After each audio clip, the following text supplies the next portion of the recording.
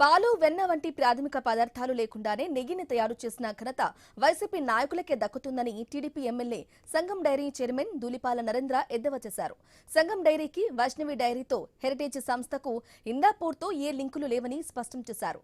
YCP నాయకులవి అన్ని fake ప్రచారాలని వెబ్సైట్లో down చేయడం, ఇక మాఫింగ్లు చేయటం వారి పేటెంట్ హక్కులని ధూళిపాల మండిపడ్డారు.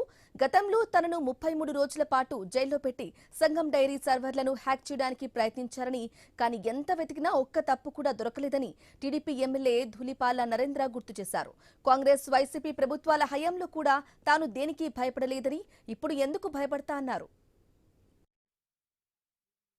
టెండర్ డాక్యుమెంట్ నేను ఫైల్ చేస్తే నా దగ్గరే ఉండదు, అది టీటీడీ దగ్గర ఉంటుంది. టీటీడీ దగ్గర ఉండాల్సిన డాక్యుమెంట్లు పుంకాలుగా బయటకు వస్తున్నాయి. ఎందుకంటే భూమన కరుణాకర్ రెడ్డి చెప్తున్నాడు, నా మనుషులు ఇప్పటికీ టీటీడీలో 2000 మంది ఉన్నారని.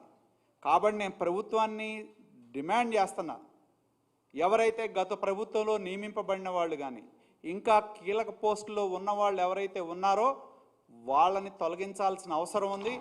రెండోది, నాకు ఆశ్చర్యం కలిగించేది ఒకటే, ఎవరైతే కొంతమంది అధికారులు గత ప్రభుత్వానికి సంబంధించిన అధికారులు ఉన్నారు, అలాగే గత ప్రభుత్వంలో విజిలెన్స్లో పనిచేసిన అధికారులు కూడా ఆ బృందంతో కలిసి పనిచేస్తే ఇంక వాస్తవాలు ఎక్కడి నుంచి వస్తాయి?